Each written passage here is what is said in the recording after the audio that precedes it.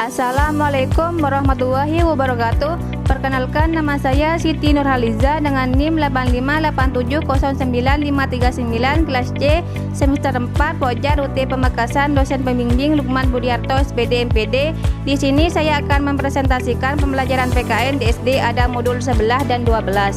Modul 11 karakteristik warga negara Indonesia dalam konteks individu dan berbhinneka tunggal ika. Kegiatan belajar 1. Warga negara yang cerdas. A. Konsep warga negara. Warga negara atau dalam bahasa Inggris disebut citizen, dalam bahasa Yunani yakni civis, asal katanya civicus yang berarti penduduk sipil, citizen. Warga negara dibagi ke dalam dua golongan, yaitu A. Yang menguasai atau yang memerintah, B. Yang dikuasai atau yang diperintah. B. Karakteristik warga negara yang cerdas. Warga negara yang cerdas erat kaitannya dengan kompetensi warga negara.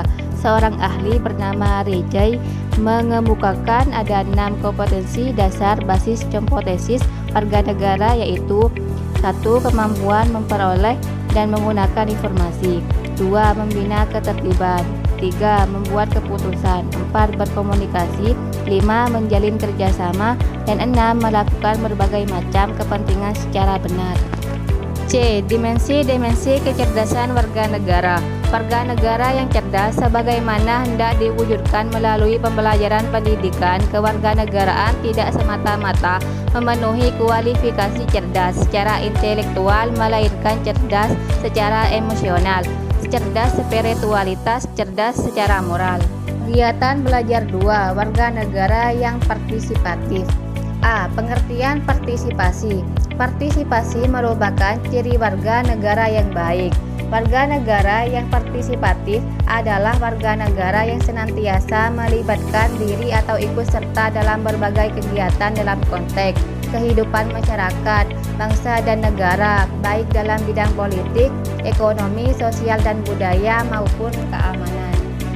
B. Partisipasi politik. Partisipasi politik adalah keterlibatan warga negara dalam kehidupan sistem politik yang mana disesuaikan dengan kemampuan yang dimiliki masing-masing warga negara.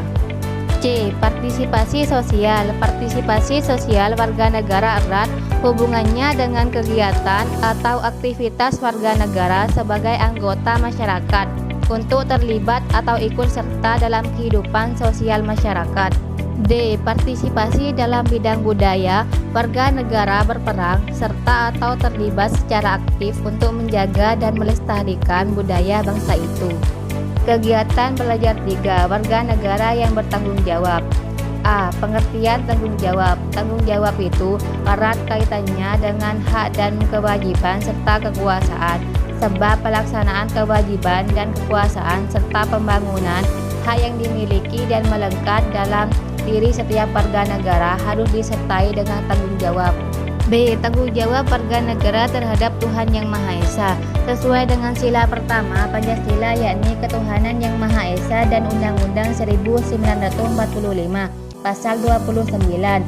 1. Negara berdasar atas ketuhanan yang Maha Esa. 2. Negara menjamin kemerdekaan tiap-tiap penduduk untuk memeluk agamanya masing-masing dan bentuk beribadat menurut agamanya dan kepercayaan itu berdasarkan landasan ideal dan konstitusional tersebut.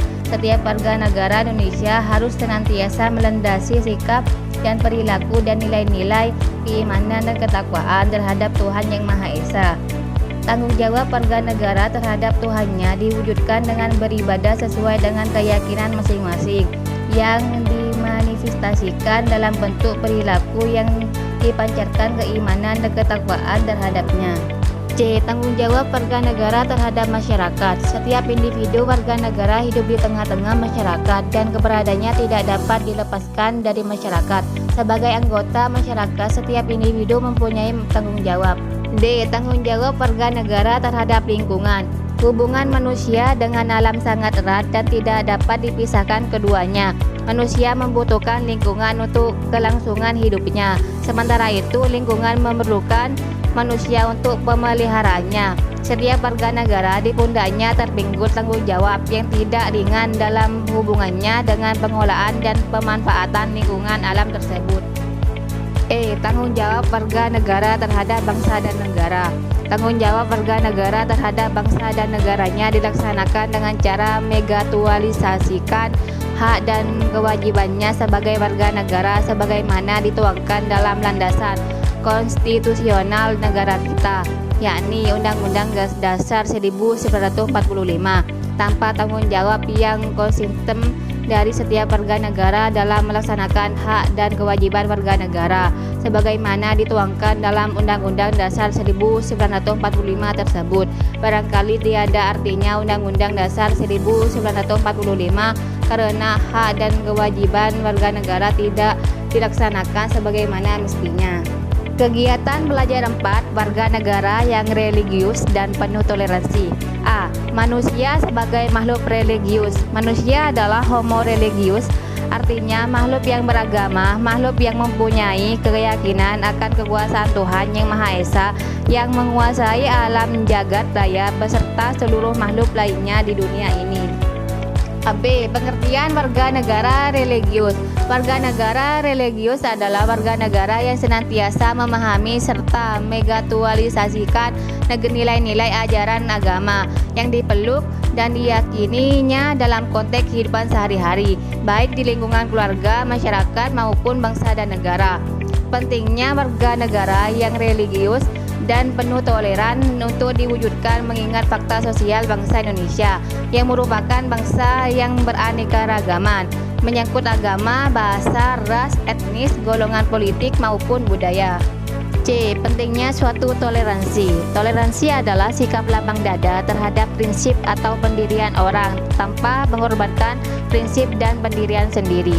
Dalam konteks kehidupan bangsa Indonesia yang majemuk atau beraneka-ragaman, maka sikap dan perilaku yang harus diusung dan dijunjung tinggi oleh setiap warga negara adalah toleran atau berlapang dada terhadap perbedaan tersebut, baik menyangkut keyakinan agama maupun menyangkut hubungannya dengan perbedaan dalam konteks kehidupan sosial seperti ras, etnis, keturunan, bahasa, dan budaya.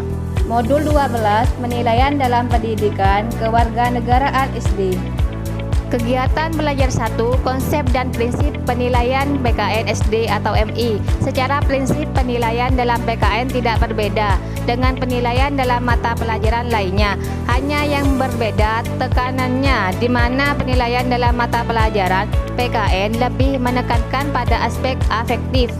Kegiatan belajar 2 Berbagai alat penilaian dalam PKN SD atau MI. A. Tes tertulis.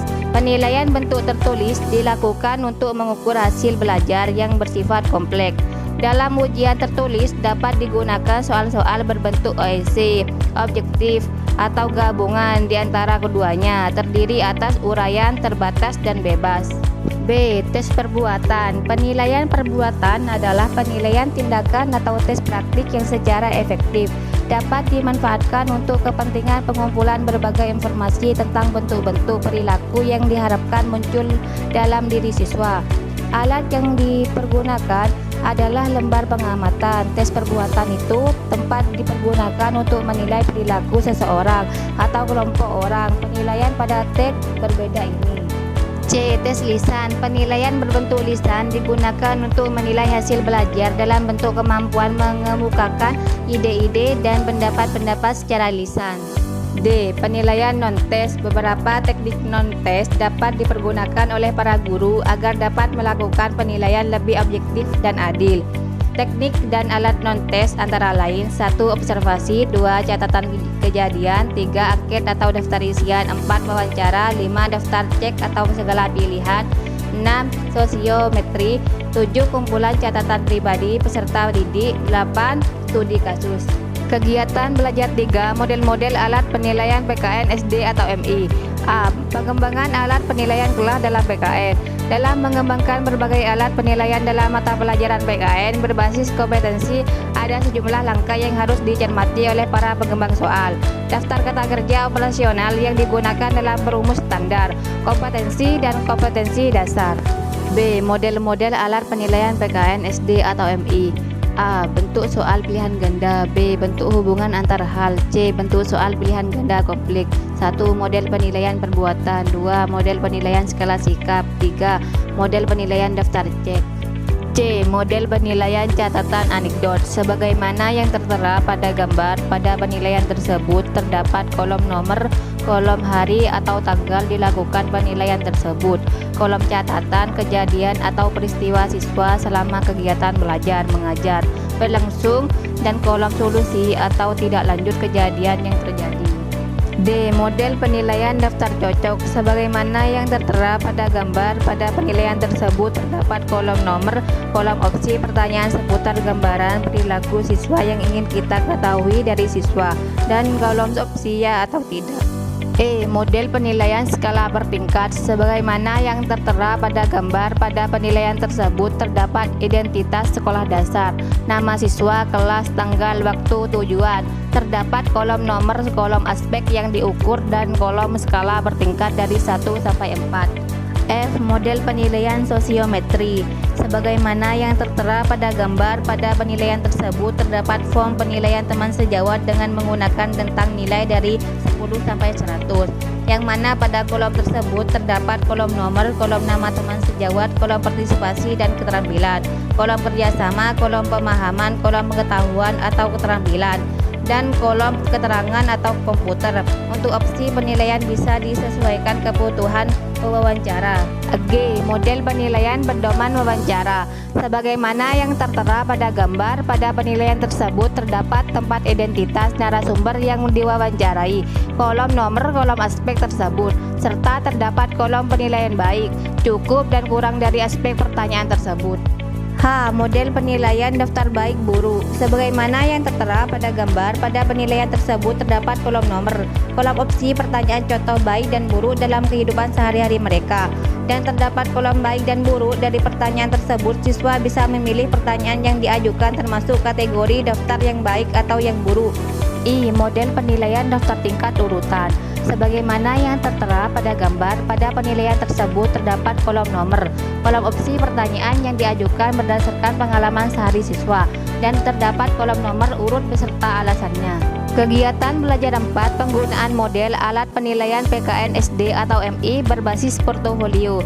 Portofolio adalah suatu koleksi pribadi hasil pekerjaan seseorang siswa, bersifat individual, yang menggambarkan taraf pencapaian, kegiatan belajar, kekuatan, dan pekerjaan terbaik siswa tersebut.